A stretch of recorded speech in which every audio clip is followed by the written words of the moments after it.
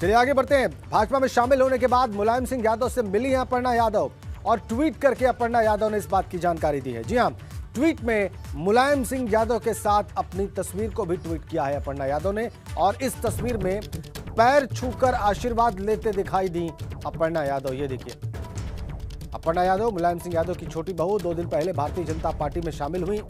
उनका भव्य स्वागत किया गया तमाम शीर्ष नेताओं के द्वारा भारतीय जनता पार्टी के।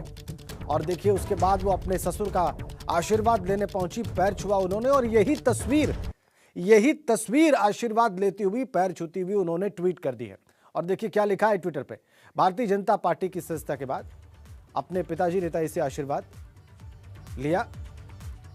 भारतीय जनता पार्टी की सदस्यता लेने के पश्चात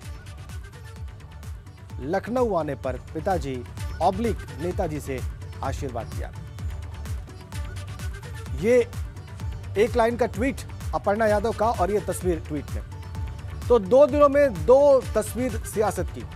एक तस्वीर भाजपा की ओर से जारी की गई है और दूसरी तस्वीर भाजपा नेता अपर्णा यादव ने जारी की है और दोनों ही तस्वीरों में एक चेहरा कॉमन है और वो है अपर्णा यादव का।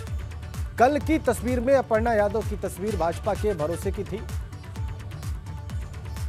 आज की तस्वीर अपर्णा यादव के परिवार के भरोसे की है। ये देखिए, आप आज की तस्वीर आप देख लीजिए जो अपर्णा यादव ने ट्वीट की है। मुलायम सिंह यादव अपने ससुर से आशीर्वाद लेती हुई पैर छूकर। यह तस्वीर अपर्णा यादव ने खुद ट्वीट की है और बताया है कि भाजपा की सदस्यता लेने के बाद उन्होंने अपने पिताजी या नेताजी से आशीर्वाद लिया है। ये देखिए, ट्वीट का कंटेंट भी हमने आपकी स्क्रीन पर रख दिया है।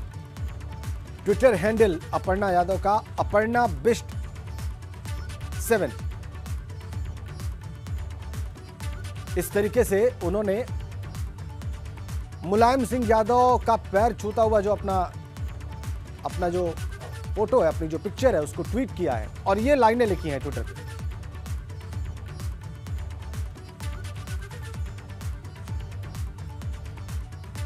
तो अपर्णा यादव की तस्वीरें आ रही हैं।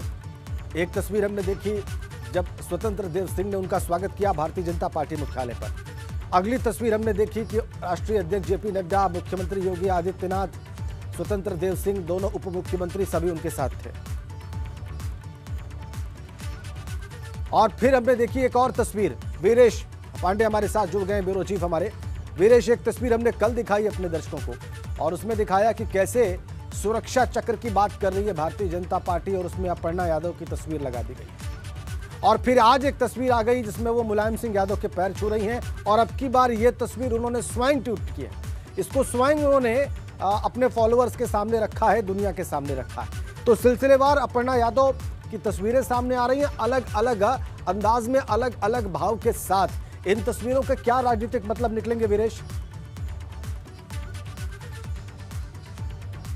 देखिए राजेंद्र, अभी अपर्णा यादव की और भी तस्वीरें आएंगी और भी वक्तव्य आएगा, उनके डायलॉग आएंगे। भारतीय जनता पार्टी ने जो ऑपरेशन समाजवादी पार्टी की है, स्वामी प्रसाद मौर्य और दारा सिंह चौहान के बाद से भारतीय जनता पार्टी इंतजार कर रही थी एक बड़े ऑपरेशन का और उसे अंजाम दिया गया है। इसलिए अपर्णा यादव की बहुत सारी ऐसी तस्वीरें, ऐसा वक्तव्य, ऐसा ट्वीट आएगा जो चिढ़ाएगा समाजवादी पार्टी को, क्योंकि भारतीय जनता पार्टी ने सेंधमारी की है। हमारे साथ भारतीय जनता पार्टी के राष्ट्रीय सचिव और सांसद हरीश द्विवेदी हैं, उनसे भी समझते हैं कि भैया आप लोगों ने तो अपर्णा यादव परिवार में सेंधमारी कर दी और लगातार ट्वीट आ रहे हैं। और आज एक तस्वीर आई है, कल एक आई थी तस्वीर जिसमें एक तरफ अपर्णा यादव और संघमित्र मौर्य थी और महिला सुरक्षा की बात भारतीय जनता पार्टी ने कहा कि महिला सुरक्षित है हमारे यहाँ, इसलिए ये तस्वीरें। और आज मुलायम सिंह यादव के साथ ये क्या तस्वीरें?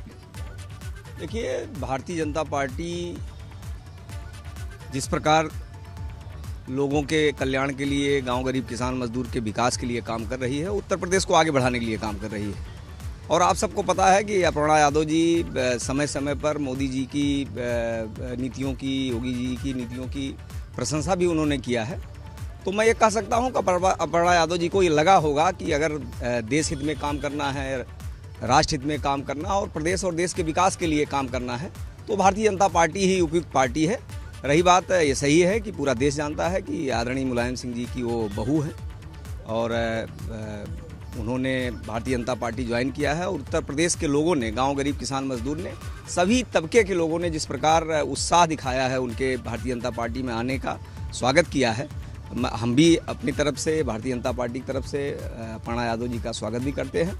और ये सही बात है कि आज तमाम ऐसे नेता जो अपने निजी स्वार्थों के कारण भारतीय जनता पार्टी छोड़ करके गए हैं, उनके घर की ही जो बेटियां हैं, बहू बेटियां हैं, उनको ये कहीं कहीं लगता है कि अगर सुरक्षा कहीं पर है महिलाओं की तो भारतीय जनता पार्टी में है। और अपर्णा यादव जी हों, संघमित्रा मौर्य जी हों, ऐसी तमाम महिलाएं, अभी कांग्रेस में क्या आपने देखा कि कांग्रेस की एक पोस्टर में जिनको प्रमुखता से स्थान दिया गया तो वो भी भारतीय जनता पार्टी ज्वाइन की हैं। अदिति सिंह और अदिति सिंह, तमाम ऐसी महिलाएं हैं। सबको ये लगता है कि महिलाओं की सुरक्षा और उत्तर प्रदेश की सुरक्षा अगर कोई कर सकता है तो भारतीय जनता पार्टी सरकार कर सकती है। देखिए, अगर भारतीय जनता पार्टी ने मौका लिया है और समाजवादी पार्टी में सेंधमारी की है, अगर स्वामी प्रसाद मौर्य की बेटी नहीं जाती हैं समाजवादी पार्टी में, वो भाजपा में ही रहती हैं, अपर्णा यादव जो बहू हैं समाजवादी पार्टी के संरक्षक मुलायम सिंह यादव की, तो जाहिर सी बात है भारतीय जनता पार्टी जनता के बीच में संदेश जरूर देना चाहेगी। और जैसा कि हरीश द्विवेदी जी ने कहा कि महिलाएं सुरक्षित हैं, बहू सुरक्षित है, बेटियां सुरक्षित है, तो राजनीति इसी का तो नाम है, परसेप्शन का नाम है। और परसेप्शन बनाने और बिगाड़ने का काम लगातार किया जाता है, क्योंकि परसेप्शन के आधार पर ही चुनाव, और खासकर ऐसे समय में जब वर्चुअल मामला है, टीवी का मामला है, इंटरनेट का मामला है, और कोरोना की तीसरी लहर की वजह से न रोड शो है और न आप कह सकते हैं कि कोई भाषणबाजी है, न कोई रैली है, तो जाहिर सी बात है ये ट्विटर और सोशल मीडिया का जो माध्यम है वही कारगर है। और इसी के जरिए आपको और भी तस्वीरें दिखाई पड़ेंगी, क्योंकि अपर्णा यादव जब दिल्ली में थी तो वो राष्ट्रीय अध्यक्ष जेपी नड्डा से मिली। ठीक बात है वीरेश, बिल्कुल ठीक बात है। तस्वीरों का महत्व है इस दौर में, तो ठीक कहा आपने। जब इंटरनेट के माध्यम से ही या वर्चुअली ही वोटर्स तक पहुंचने की मजबूरी है सभी राजनीतिक दलों के सामने, तो ये तस्वीरें मायने तो रखती हैं। लेकिन क्या ये तस्वीरें पर्याप्त होंगी जो message Bharatiya Janata party deliver करना चाह रही है? क्योंकि आप देखें कि संघमित्रा मौर्य की पहचान संघमित्रा मौर्य के तौर पर कितनी है और उनके पिता की वजह से कितनी है, ये हम सब जानते हैं। अपर्णा यादव की खुद की पहचान अपनी वजह से कितनी है और अपने परिवार की वजह से कितनी है, ये हम सब जानते हैं। और इसके अलावा भी जो दो नाम गिना रहे थे सांसद महोदय, उनसे जरूर ये पूछा जाना चाहिए कि क्या ये पर्याप्त होगा ये मैसेज डिलीवर करने के लिए, मैसेज पहुंचाने के लिए कि ये लोग इसी वजह से भारतीय जनता पार्टी में है और इनकी इतनी बड़ी फॉलोइंग होने के बाद भी भारतीय जनता पार्टी में। देखिए, सांसद जी, स्टूडियो से सवाल पूछा जा रहा है कि महिला सुरक्षा के लिए जो ये तस्वीरें आप लोग जारी कर रहे हैं कि अपर्णा यादव, संघमित्र मौर्य, ये अपने पिता और अपने परिवार का साथ छोड़कर भारतीय जनता पार्टी में हैं, मौजूद हैं, आ रही हैं और नहीं गई हैं, तो ऐसे में क्या भारतीय जनता पार्टी ये संदेश देने में इस वर्चुअल माध्यम से, जबकि रोड शो, रैली नहीं हो रही है, क्या कामयाब हो जाएगी? निश्चित रूप से। और हम पहले से भी उत्तर प्रदेश की जनता, पूरे देश की जनता ये जानती है, जिस प्रकार योगी सरकार ने तमाम ऐसी घटनाओं को रोकने में सफलता प्राप्त की है और तमाम ऐसे अराजक तत्वों को सजा देने का काम हमारी सरकार ने किया है।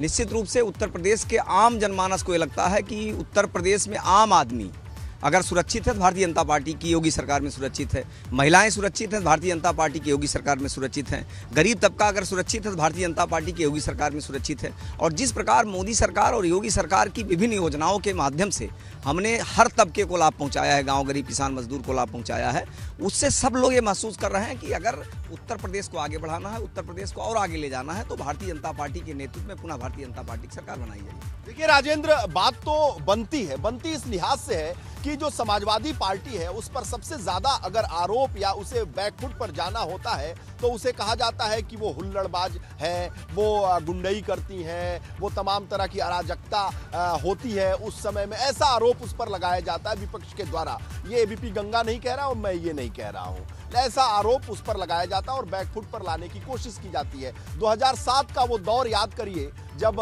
सूबे में बनी थी बसपा की सरकार, तो उसका भी नारा था, बसपा के सरकार के द्वारा ये कहा, पार्टी के द्वारा कहा जा रहा था कि चढ़ गुंडन की छाती पर और मुहर मारे हाथी पर, और हाथी पर मुहर लगी। 2007 में पूर्ण बहुमत के साथ बसपा की सरकार बनी, और ऐसे में 2017 से पहले भारतीय जनता पार्टी भी कैराना की बात कर रही है, कभी कानून व्यवस्था की बात कर रही थी, तो उसके लिहाज से भारतीय जनता पार्टी और भी दंगों सत्ता की में बात आई भी थी। करती है। तो ठीक बात भारतीय है। जनता पार्टी ये दिखाना चाहती है कि कानून व्यवस्था के लिहाज पर, बिल्कुल ठीक है कानून आपने वीरेश, व्यवस्था के वीरेश लिहाज आपने से बिल्कुल भारतीय ये बात जनता सही पार्टी कही कि एक समाजवादी बेहतर पार्टी पर व्यवस्था जब देने में हमला करना कामयाब रही होता है है और चाहे देगी, भारतीय जनता इसलिए पार्टी सभी को सुरक्षित है। या बसपा को जब हमला करना होता है तो वो कानून व्यवस्था के मुद्दे ही उठाते हैं, वो बताते हैं कि सपा के शासन में क्या हुआ था। ये बात बिल्कुल ठीक है। बहुत बहुत धन्यवाद वीरेश आपका इन तमाम बातचीत के लिए, जानकारियों के लिए और तथ्यों को सामने रखने के लिए।